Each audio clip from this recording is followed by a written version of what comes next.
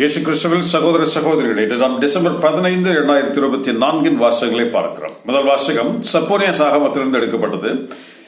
தொடர்ந்து இரண்டாம் வருகையை பற்றிய வாசகங்கள். இது ஆகமன காலம், இயேசுவை நாம் எதிர்பார்த்திருக்கும் காலமாகியால் இத்தகைய வாசகங்கள். அது மட்டுமல்ல, இது முடிவின் காலம், முடிவின் காலம். ஆகவே இந்த வார்த்தைகள் மிக மிக முக்கியமானவை. எந்நேரத்திலும் நாம் இந்த உலக வாழ்க்கையில் வேற்றுரு பெறுகின்ற ஒரு காலமாக இது இருக்கிறது. ஆகவே இது எந்த நேரம் நடக்கும்? கடைசி நாட்களில் நாம் இருக்கிறோம். அதே எண்ணத்தோடு நாம் இந்த வாசகத்திற்கு செவி மடுப்போம். செப்போனியா ஆகமத்திலிருந்து வாசகம், அதிகாரம் 3 வசனங்கள் 14 முதல் 18 முடிய. சியோன் மகளே, மகிழ்ச்சியால் ஆர்வரை, இஸ்ராயலை ஆரவாரம் செய், எருசலேம் மகளை உன் முழு உள்ளத்தோடு அகமகிழ்ந்து அக்களி. எதற்காக? ஏனென்றால் ஆண்டவர் வரப்போகிறார்.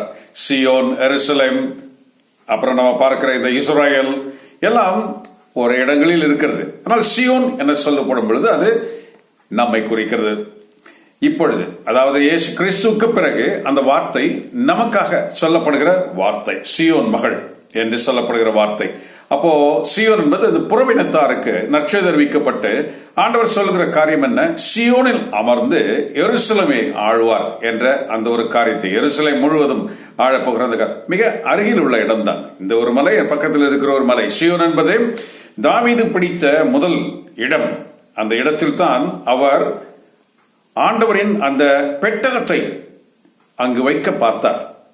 ஆகவே அவருக்கு அவர் விலை கொடுத்து வாங்கிய இடம் அது. அதாவது அந்த மலையை பிடித்து விட்டு விட்டார். பின்பு அதை பல நாட்கள் கழித்து அதை சிற்றரசர்கள் என்று சொல்கிறோமே, கப்பம் கட்டுகிறவர்கள், அப்படிப்பட்ட ஒருவருக்கு அந்த இடத்தை ஆள கொடுத்திருந்தார். ஆகவே அந்த இடத்தை அவர் மறுபடியும் அவர் பெற்றுக்கொள்வது எதற்காக என்றால், பெட்டகத்தை வைப்பதற்கு அங்கே அந்த இடம் தேவைப்படுகிறது என்பதை அவருக்கு உணர்வு.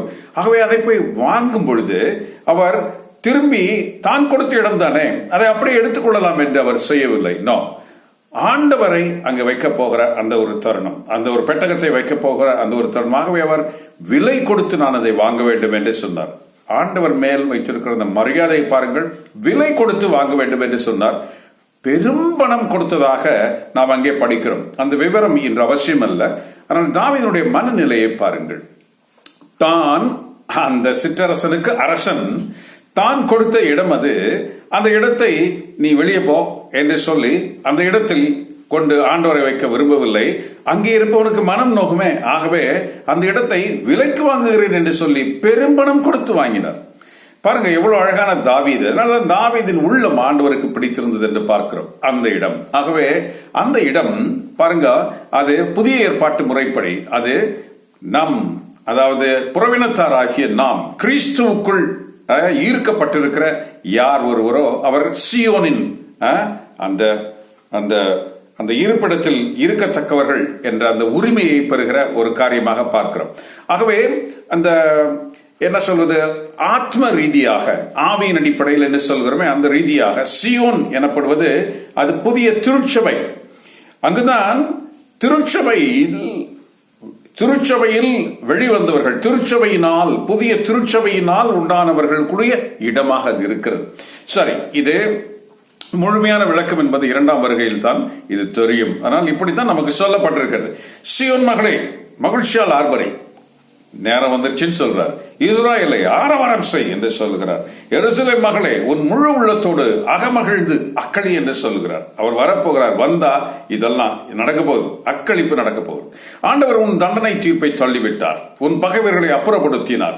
இஸ்ராயலின் அரசராகிய ஆண்டவர் உன் நடுவில் இருக்கிறார். இஸ்ராயலுக்கு சொல்கிறார் இல்லையா, உன் தண்டனை தீர்ப்பை தள்ளிவிட்டார். எது தண்டனை தீர்ப்பு? தண்டனை தீர்ப்பு என்பது என்ன நமக்கு தெரியும். இயேசு வந்த பொழுது இயேசுவை அவர்கள் ஏற்றுக்கொள்ளவில்லை. அவர்கள் அதே எருசலேமில் வெளியே தள்ளி அவரை கொலை செய்தார்கள். இயேசு அதற்கு முன்பாகவே அந்த இடத்தை சபித்தார் என்று பார்க்கிறோம். ஏன்? அவர் நாளைக்கு நடக்க போகிறது இன்னைக்கு தெரியும். அதனால் அவர் சொல்றாரு, ஓ எருசலேமே, உன்னிடம் எத்தனை இறைவாக்கினர்கள் வந்தார்கள், அத்தனை பேரையும் நீ ஒவ்வொருவராக கொன்று கொன்று கொன்று குவித்தாயே, கடைசியில் என்னையும் நீ கொல்ல போகிறாய். ஓ எருசலேமே என்று அவர் குமுறி எழுதார் என்று நமக்கு தெரியும் இல்லையா? குமுறி எழுதி அதை சபித்தார் என்று சொல்கிறோம். ஆகவே அந்த எருசலேமை அவர் சபித்தார், மண்மேடாகி போகும், குடியேற்று போகும் என்று சபித்தார். ஆகவே அந்த சாபனை இந்த வாசகத்தில் பார்க்கிறோம் இல்ல, முன்னர் வைக்கப்பட்ட அந்த அந்த இந்த வாக்குறுதி என்ன வாக்குறுதி? அந்த சாபனையும் முடிவுக்கு வருகிறது என்கிற வாக்குறுதி. அதுதான் இந்த முதல் வாசகம். அந்த சாபனை முடிவுக்கு வருகிறது. என்ன அந்த சாபனை என்னாச்சு? நமக்கு தெரியும். இஸ்ரேல் சிதறடிக்கப்பட்டு அந்த இடம் பாழாகி போனது, மண்மேடாகி போனது, பாலைவனமாகியது. அங்கு யாரும் வாழ முடியாத இடமாக அது மாறி போனது. நன்றாக இருந்த இடம், பாலும் தேனும் பொழிந்த அந்த இடம் பாலைவனமாக மாறியது. ஆகவே இந்த வாசகம் சொல்கிறது, அதே இடம் சென்ற வாரத்தில் நான் பார்த்ததை போல அதே இடம் கிறிஸ்து வரும்பொழுது சோலைவனமாக மாறப்போகிறது. ஆகவே அகமகிழ்ந்த அக்களி, உன் தண்டனை காலம் முடிவுக்கு வந்தது என்று சொல்கிற இந்த வாசகம். நான் சபித்தேனே, ஆகவே உன்னை சிதறடித்தேனே, இப்பொழுது மறுபடியும் உன்னை அழைத்துக் கொண்டு அங்கே வருவேன், அங்கே நான் உட்கார்ந்து ஆட்சி செய்ய போகிறேன். அது முடிவடைகிற காலமாக இருக்கிறது. ஆகவேதான் சொல்கிறது, உன் பகைவர்களை அப்புறப்படுத்தினார், உன் ஆண்டவர் உன் தண்டனை தீர்ப்பை தள்ளிவிட்டார் என்று முன்னறிவித்த இந்த வாசகம். அந்நாளில் எருசலேமை நோக்கி, சீயோனை அஞ்ச வேண்டாம், உன் கைகள் சோர்ந்து தளராதிருக்கட்டும், உன் கடவுளாகிய ஆண்டவர் உன் நடுவில் இருக்கிறார், அவர் மாவீரர், வெற்றி தருபவர், உன்மட்டில் அவர் மகிழ்ச்சியால் ஆர்ப்பரிப்பார், அக்களிப்பார், தம் அன்பினால் உன்னை புதுப்பிப்பார், தம் அன்பினால் உன்னை புதுப்பிப்பார். முதல்ல வந்தப்போ நிறைய கோபம் இருந்தது, இயேசுக்கு நிறைய கோபம் இருந்தது, அன்பெல்லாம் இருந்தது, அது ஒரு பக்கம் இருக்கட்டும். ஆனால் நிறைய கோபம் இஸ்ராயல் மக்கள் மேல் இருந்தது. ஏனென்றால் எல்லாவற்றையும் அவர்கள் சட்டமாக கடைபிடித்து கடவுளுடைய அந்த கட்டளைகளை சட்டமாக்கி வைத்து அவர்கள் அது என்ன சொல்வது, அவர்கள் பரிசேயத்தனம் என்று சொல்லுகிற அந்த வார்த்தைகள் எல்லாம் அங்கே நிறைவேறியதை பார்க்கிறோம் இல்லையா? அதாவது மேலாக உள்ளமெல்லாம் அவர்களுக்கு கபடாயும், உள்ளமெல்லாம் சுத்தம் இல்லாததாயும், பாவக்கரைகளால் நிறைந்ததாயும் இருந்தது. ஆகவே அவர் மிக கடுமையாக பேசினதெல்லாம் நமக்கு ஞாபகம் வரும். மிகச்சரியாக சட்டங்களை கடைபிடித்த பரிசேயர்களை ஆண்டவர் நல்ல பயங்கரமா திட்டினார் என்று நமக்கு தெரியும். அந்த கோவில் எல்லாம் அவர்கள் வியாபார கூடமாக மாற்றி வைத்திருந்தார்கள் என்று தெரியும். ஆகவே அங்கு சென்று அனைத்து வேலைகளையும் செய்து நமக்கு தெரியும். அவ்வளவு தூரத்துக்கு அவர் கோபமாக இருந்தார். அந்த கோபம் எல்லாம் இப்பொழுது என்ன செய்கிறார், என்ன சொல்லுகிறார்? உன்மட்டில் அவர் மகிழ்ச்சியால் அக்களிப்பார், தம் அன்பினால் உன்னை புதுப்பிப்பார். இப்ப அன்பை காமிக்கிற நேரமாக அது மாறப்போகிறது. அந்த இரண்டாம் வருகையில் அவர் அமர்ந்து அங்கு ஆட்சி செய்கிற 1000 ஆண்டு ஆட்சி. அப்போ அவர் வரும்பொழுது இவையெல்லாம் மாறி இருக்கும். அவர்களை காப்பாற்றுவதற்காகவும் அவர் தண்டனையை முடித்து வைப்பதற்காகவும் தான் அவர் அங்கே வருகிறார். அதற்கு முன்னால நாம மேல போகணும். திருவிழா நாளில் செய்வது போல் உன்னை குறித்து உறக்க பாடி துள்ளுவார் என்பார்கள். உன்னிடமிருந்து தீமையை அகற்றிவிட்டோம். Beautiful reading for Israel's as well as நமக்கும் இது மிக முக்கியமான ஒரு வாசகம். இரண்டாம் வாசகத்தை நாம் வருவோம். பிலிப்பியர்கள் எழுதிய திருமுகம் அதிகாரம் 4 வசனங்கள் 4 முதல் 7 முடிய. ஆண்டவருக்குள் என்றும் அகமகிழுங்கள். மீண்டும் கூறுகிறேன், அகமகிழுங்கள். கனிந்த உங்கள் உள்ளம் அனைவர் முன்னும் விளங்கட்டும். நமக்கு சொல்றார், பிலிப்பியருக்கு எழுதின திருமுகம் என்று சொல்லும் பொழுது அது நமக்கானது. நிருபங்கள் maximum it is all for us, right? அப்போ சொல்றாரு, நீங்கள் அகமகிழ்ந்திருங்கள் என்று சொல்லுகிறார். இந்த அகமகிழ்ச்சி ஒருத்தருக்கு எப்படி வரும் தெரியுமா? மேற்கொண்டு இந்த வாசகத்தை கவனமாக பார்த்தால் தெரியும். அகமகிழ்ச்சியும் சமாதானமும் ஒருவருக்கு எப்படி உண்டாகும் என்ற அந்த வார்த்தை. இந்த இஸ்ரேல் மக்களுக்கு அகமகிழ்ச்சி சமாதானம் இருக்குதா? நோ, இல்ல. வெகு காலம் அவர்கள் வேறு வேறு நாடுகளில் எப்படியெல்லாமோ வாழ்ந்தார்கள். அவர்கள் வாழ்க்கை ஒன்றும் கெட்டு போகவில்லை. ஆனால் அவருடைய வாழ்க்கையை அங்குள்ளவர்கள் ஏற்றுக்கொள்ளவில்லை. எந்த நாட்டினரும் அவருடைய வாழ்க்கையை ஏற்றுக்கொள்ளவில்லை. அந்நியத்தனமாக அவர்களை பார்த்தார்கள். ஆனாலும் அவர்கள் செழிப்போடுதான் இருந்தார்கள். அப்போ அந்நியத்தனமான ஒரு இடத்துல இருக்கும் பொழுது அங்கே என்ன உண்டாகும்? அவர்களுக்கு மன அமைதி இருக்காது, சாந்தம், அமைதி எதுவுமே இருக்காது, சமாதானம் எதுவுமே இருக்காது.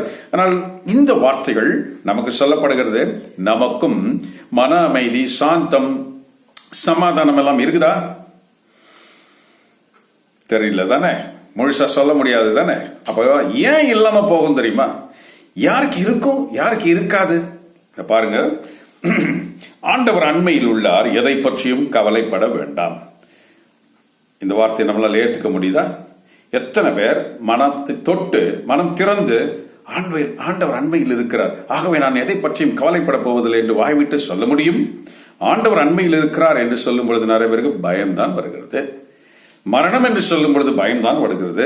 இந்த உலகம் முடிவுக்கு வருகிறது என்று சொல்லும்போது பயம்தான் வருகிறது. அந்த நாள் இருளின் நாள், அது அப்படி இருக்கும் இப்படி இருக்கும், ஆகவே அது நீங்களும் ரெடியா பயம்தானே வருகிறது.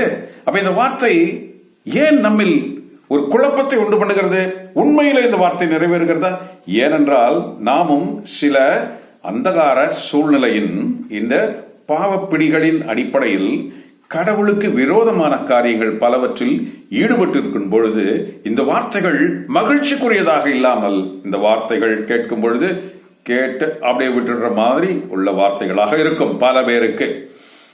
இதை கேட்டுக்கொண்டிருக்கிற நீங்கள் அப்படியா? தொடர்ந்து இதை கேளுங்கள். ஆனால் எல்லா தேவைகளிலும் நன்றியோடு கூடிய ஜெபத்திலும் மன்றாட்டிலும் கடவுளிடம் உங்கள் விண்ணப்பங்களை ஒப்படையுங்கள். மிக முக்கியமான வார்த்தை என்ன சொல்லுது? கடவுளிடம் ஒப்படையுங்கள். உங்களுடைய தேவைகளையும் விண்ணப்பங்களையும் கடவுளிடம் ஒப்படையுங்கள். வேறு யாரிடமும் அல்ல.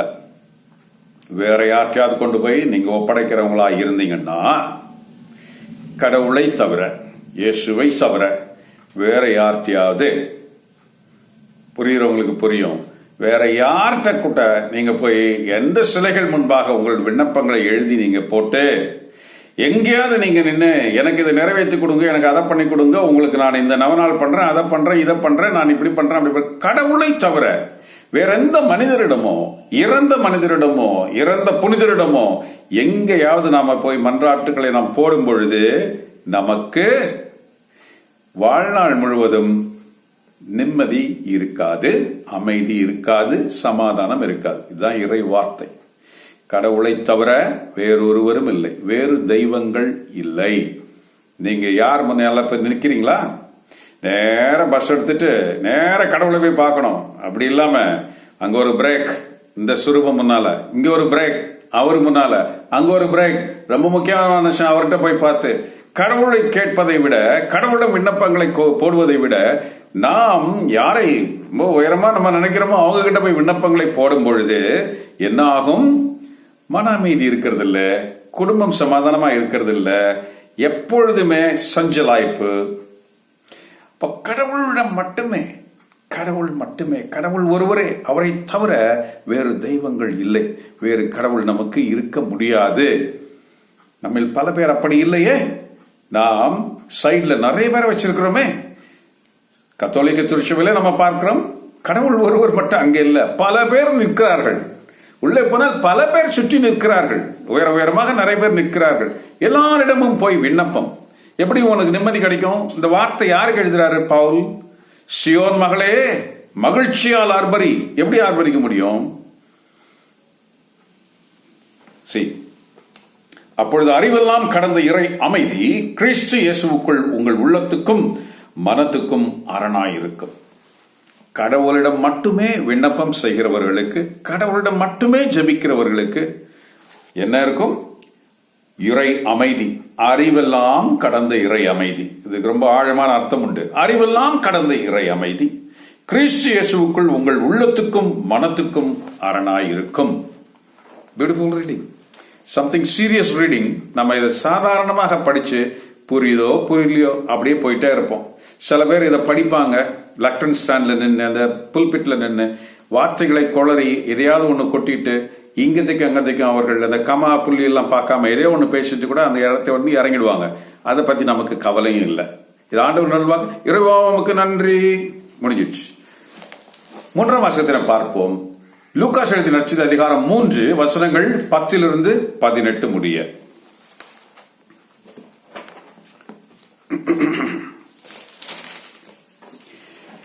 சென்ற வார வாசகத்தினுடைய தொடர்ச்சி. நாங்கள் செய்ய வேண்டியது என்ன என்று மக்கள் கூட்டம் அவரை கேட்டது. யாரை கேட்டது? யோவான் ஸ்நானகனை. திருமுழுக்கு அருளப்பறை. நாங்கள் செய்ய வேண்டியது என்ன என்று மக்கள் கூட்டம் கேட்டது. ஏன் கேட்டது? ஏனென்றால் அவர் அறிவித்த அந்த அறிவிப்பு அவ்வளவு பயத்துக்குரியதாக இருந்தது, அச்சத்துக்குரியதாக இருந்தது. கிறிஸ்துவை அவர் தயாரித்த விதம் மிகுந்த வெகுண்டெழு செய்தது மனிதர்களை. ஆகவே கூட்டம் கூட்டமாக வந்து, இனம் இனமாக வந்து, அலுவல் ரீதியான அந்த மனிதர்கள் எல்லாம் தனித்தனியாக பிரிந்து வந்து அவரை அணுகி, ஐயா நாங்க என்ன செய்யணும், ஐயா நாங்க என்ன செய்யணுதுக்கு, நாங்க இதுல இருந்து தப்பித்துக்கொள்ள என்ன செய்யணும்? பரிசேயர் சதுசேயர்களாம் வரும்பொழுது அவர் அதுதான் அவர் கேட்டார். விரியன் பாம்பு குட்டிகளே, உங்களுக்கு எவன்டா உங்களுக்கு சொல்லிக் கொடுத்தது? இப்படி வந்து கேட்கணும் தப்பிக்கணும்னு. அப்போ உன் உள்ளத்துக்குள்ள நீ எல்லாவற்றையும் கடைபிடிக்கிற ஆளாச்சு, உனக்கு ஏன் பயம் வருது? இப்போ ஆண்டவர் வரப்போறாருன்னு சொன்ன உடனே ஏன் பயம் வருது? யார் உங்களுக்கு சொல்லிக் கொடுத்தது? விரியன் பாம்பு குட்டிகளே என்று சொன்னார். பாருங்க, இதுதான் இன்றைக்கு நமக்கும் இருக்கிற மனநிலையாக இருக்கிறது. முடிவு காலம், கடவுள் வரப்போகிறார், இரண்டாம் வருகை நடக்க போகிறது, ராப்சர் நடக்க போகிறது, பயம்தான் வருகிறது. ஒரு இடி இடித்தாலே இங்க கொலை நடுக்குது நிறைய பேருக்கு. வெள்ளம் வந்தால் பயம் வருது. அப்போ இந்த மாதிரி நாட்கள் எல்லாம், அந்தகார நாட்கள் எல்லாம் அப்படி வரும்பொழுது எப்படி இருக்கும்? பயம் உண்டாகிறது. சாவை நினைத்து நமக்கு பயம் உண்டாகிறது. ஏன்? அதான் அந்த மக்கள் எப்படி அவரை போய் அணுகி நாங்க என்ன செய்யணும் தப்பித்துக் கொள்ள என்ன செய்யணும்னு கேட்டாங்களோ, அந்த மனநிலையில் நாம் இருக்கிறோமா என்று நாம் யோசிக்க அழைக்கப்படுகிறோம். இரண்டாம் வாசகம் நம்மிடம் சொன்னது, நம்மிடம் அறிவை கடந்த அந்த சமாதானமும் அந்த அமைதியும், இயேசுவின் அந்த அமைதி நமக்கு அரணாய் இருக்கும் என்று சொன்ன அந்த காரியம் இருந்தால், we are there to welcome the second coming. We are ready to go to heaven. Rapture நடக்கட்டும், சந்தோஷம். ஆண்டவரே, என்னைக்குப்பா இது நடக்கும்? எப்ப நான் இந்த உலகத்திலிருந்து விடுபட்டவனாக மாறுவேன் என்ற ஏக்கம் தானாக உண்டாகும். எப்படிப்பட்டவனுக்கு உண்டாகும்? கிறிஸ்துவின் வழியாக கடவுளை அணுகுகிற அந்த மனிதனுக்கு மட்டும்தான் உண்டாகும். வேறு எந்த தெய்வங்கள் பின்னால் போகிறவர்களுக்கும் பயம்தான் உண்டாகும். அப்படிப்பட்ட பயந்தவர்கள் தான் ஸ்நாபகர்களை தேடி, ஐயா, இதிலிருந்து தப்பித்துக் கொள்ள நாங்கள் என்ன செய்ய வேண்டும் என்று கேட்கிறார்கள். மக்கள் கூட்டம் அவரை அணுகி கேட்டது, அதற்கு அவர், 2 அங்கி வைத்திருப்பவன் இல்லாதவனோடு பகிர்ந்து கொள்ளட்டும், உணவு உடையவனும் அவ்வாறே செய்யட்டும் என்றார். அவருக்கு தெரிஞ்சதை அவர் சொல்றாரு. இயேசு கிறிஸ்து வேற மாதிரி பேசினாரு, அது இவருக்கு தெரியாது. இவருக்கு தெரிஞ்சதை சொல்றார். ஆயக்காரர் ஞானஸ்நானம் பெற ஆயக்காரர் யாரு? வரி வசூலிப்போர். அவர்கள் ரோமையர் ஆட்சி செய்த அந்த காலத்திலே அவர்கள் ஒரு ஊருக்கோ 2 ஊருக்கோ 3 ஊருக்கோ சேர்த்து அவர்கள் ஒரு பெரும் தொகையை, அந்த வரி தொகையை முதலிலேயே ரோமையருக்கு கட்டிவிடுவார்கள். கட்டிவிட்டு கட்டின தொகையை மக்களிடம் வசூலிப்பார்கள் அவர்கள் அந்த வருடம் முழுவதும். ஆகவே அவர்கள் எப்படி வசூலித்தால் அந்த பணம் சேரும் என்பது அவர்களுக்கு தெரியும். ஆகவே தப்பித்து போறவன், ஏற்கனவே வரி கட்டினவன் கிட்ட அவர்கள் மறுபடியும் நீ கட்டினது போதாது என்று அவர்களை மிரட்டுவதும். இரண்டால் அவர்கள் அவ்வளவாக கெட்ட பெயர் வாங்கியிருந்தார்கள் இஸ்ராயல் மக்களிடம். அவர்களை கண்டால் யாரும் பேசவே மாட்டார்கள். அவர்களை பார்ப்பதை பாவம், அவர்களிடம் பேசுவது பாவம் என்று நினைத்த அந்த நாட்கள். அவர்கள் எல்லாம் வந்தார்கள். இந்த யோவான் ஸ்நானனம் கேட்கிறார்கள். ஆயக்காரர் ஞானஸ்நானம் பெற போதகரே, நாங்கள் செய்ய வேண்டியது என்ன என்று அவர்களும் கேட்டார்கள். என்ன பதில்? உங்களுக்கு குறிக்கப்பட்ட தொகைக்கு மேல் கேட்க வேண்டாம் என்று சொன்னார். அப்படின்னா அவங்க எவ்வளவு அட்டூழியம் பண்ணிருப்பாங்க? அவர் ஒரே வார்த்தையில அங்க சொன்னார். அடுத்தது ரொம்ப முக்கியமானது, நாங்கள் செய்ய வேண்டியது என்ன என்று படை வீரரும் கேட்டனர். படை வீரர்கள் யார்? இந்த காலத்து போலீஸ். அந்த காலத்துல போலீஸ்ன்றது கிடையாது. Police recently formed system, right? அந்த காலத்துல படை வீரர்கள் தான் போலீஸாக இருந்தார்கள். அவர்களுக்கு தகுந்த பதிலை சொல்லியிருக்கிறார் பாருங்கள். அவரோ, ஒருவரையும் பயமுறுத்தி பணம் பறிக்க வேண்டாம், அப்பவே பொய் குற்றம் சாட்ட வேண்டாம், கிடைக்கும் சம்பளமே போதுமென்றிருங்கள் என்றார். ஒரு சோசியல் லெவல்ல என்ன செஞ்சிருக்கணுமோ அதை நம்ம செய்யணும் அப்படிங்கறத அவர் சொன்னார். விசுவாசத்தின் அடிப்படையிலே, அதாவது விருத்த சேதனம், நாம் உள்ளத்தில் பெற வேண்டிய விருத்த சேதனத்தை பற்றி கிறிஸ்து தான் சொன்னார். இவர் அதை சொல்ல முடியாது, இவருக்கு தெரியாது இல்லையா? He was there to prepare the space for Christ. அதுதான் அவர் செஞ்சார். சரி, அந்நாட்களில் மக்கள் எதிர்பார்த்த நிலையில் எதிர்பார்த்த நிலையில் அவர்கள் இருந்தார்கள். ஒருவேளை அருளப்பரை மெஸ்ஸியாவாக இருக்கலாம் என்று எல்லோரும் உள்ளத்தில் எண்ணிக்கொண்டிருந்தனர். இந்த எதிர்பார்ப்பின் நிலை என்பது என்ன? மெஸ்ஸியா வருவார் என்ற எதிர்பார்ப்பு. ஏனென்றால் 400 வருஷம் ஆயிடுச்சு, ஒரு இறைவாக்கினரும் வரல. கிறிஸ்து வர்றதுக்கு முன்னால அடிக்கடி வருவாங்க. 400 வருஷமா யாருமே வரல. அப்பதான் இந்த யோவான் ஸ்நானகன் இப்படி திடீர்னு பாலைவனத்திலிருந்து இந்த மாதிரி புட்டால் அவர் பேச ஆரம்பிச்சார். எல்லாரும் பயந்து போய் இருந்தாங்க. ஆகவே இவர் தான் அந்த மெஸ்ஸியாவோ என்று அவரை கேட்க ஆரம்பித்தார்கள். பாருங்கள், எதிர்பார்த்த நிலையில் இருக்கவே. சரி, மெஸ்ஸியாவும் வந்தார். மெஸ்ஸியாவும் அவர்கள் எதிர்பார்த்ததை செய்யவில்லை. மெஸ்ஸியா அவர்கள் எதிர்பார்த்தது என்ன? நாங்கள் காலகாலமாக அடிமைப்பட்டு கிடக்கிறோம், எங்களை ஒருவன் ஆளுகிறான், அவன் போனா இன்னொருத்தன் வந்து பிடிச்சுக்கிறான், அவன் ஆள்றான். ஏன் அவர்கள் அவ்வாறு அடிமைப்பட்டு போனார்கள் என்பதை அவர்கள் நினைக்க மறுத்தார்கள் பாருங்க. ஆகவே அவர்கள் மனம் திரும்பிய நிலையில், எதிர்பார்த்த நிலையில், ரெண்டு ஒண்ணு. அப்போ சிலை வழிபாட்டுத்தனம், அதுதான் நானும் சொன்னேன். கடவுள் இயேசு வழியாக கடவுளை தேடுவதை விட்டுவிட்டு வேறு எவர் வழியாக நாம் கடவுளை தேடினாலும் அது சிலை வழிபாட்டுத்தனம். இதே தனத்திற்கு தான் அவர்கள் சிதறடிக்கப்பட்டார்கள்.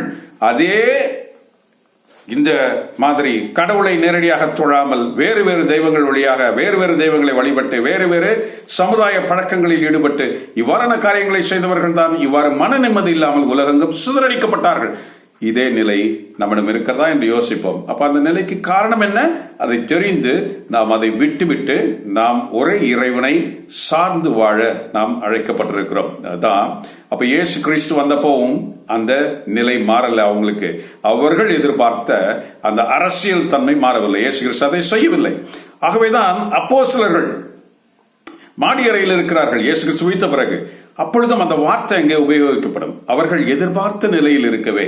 அப்ப இயேசு கிறிஸ்து உயிர் தெழுந்தாங்க வந்து நிற்கிறாரு. அவர்களுக்கு அதில் விருப்பமே இல்லை பாருங்க, அந்த உயிர் தெழுதல்ல. அவர்கள் நினைத்த மெஸ்ஸியா இவர் இல்லை. அவர்கள் நினைத்த அந்த உலகார்ந்த மெஸ்ஸியா இவர் இல்லை. அப்பொழுதும் அவர்கள் அந்த கேள்வியை கேட்டார்கள், எங்களுக்கு நீர் மீட்டு தரும் காலம், மீட்பை தரும் காலம் இதுதானோ? இனிமே தான் செய்ய போறீங்களா? உயிர்த்ததுக்கு இப்படி வந்து நிக்கிறீங்களா, இதுக்கப்புறம் தான் செய்ய போறீங்களா அப்படின்னு அவங்க புரியாமல் கேட்டார்கள். எதிர்பார்த்த நிலை அப்பொழுதும் இருந்தது. ஆகவே அது மாற்றி அமைக்கப்பட்டது. இந்த எதிர்பார்ப்பு எப்பொழுது நிறைவேறும்?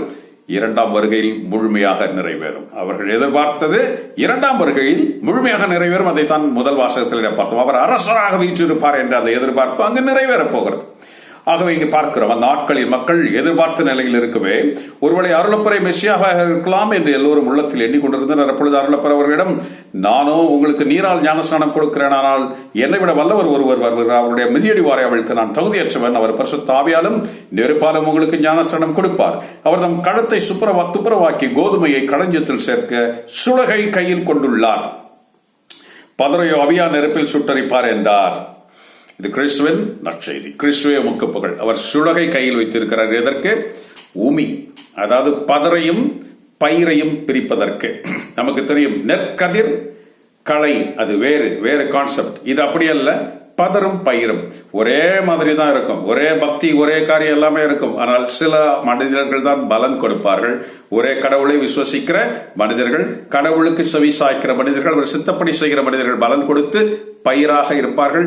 மற்றபடி பயிரை போன்றே இருக்கிற அந்த உமி, அதுக்குள்ள ஒண்ணுமே இருக்காது. உமி அது பறந்து போகும். ஆகவே அவர் கிறிஸ்து வந்து செய்யக்கூடிய காரியம் என்ன? இந்த இரண்டையும் பிரிக்கிற காரியம். இரண்டாம் வருகையில் இதுதான் நடக்க போகிறது. ஒரே மாதிரிதான் இருக்கும். பக்திமான்கள் எல்லாமே செய்வாங்க. ஆனால் உள்ளத்தில் பலன் கொடுப்பவர்கள் வேறு, அவர்கள் பயிராக இருக்கிறார்கள். மீதியெல்லாம் உமிர், பகடி, பதர், அது பிரித்து எரிப்பதற்காக அது வைக்கப்படும். நீங்கள் யாராக இருக்கிறீர்கள்? நீங்கள் ஒரே தேவனை விசுவசிக்கிறீர்களா? இல்லாவிட்டால் பல பேர் பின்னால போய், பல பொய் தெய்வங்கள் பின்னால போய் நீங்கள் உங்கள் வாழ்க்கை எழுதுகிறீர்களா? யோசிங்கள். கிறிஸ்துவின் சமாதானம் நம்மோடு இருந்து நம்மை வழி நடத்துவதாக. ஆமென்.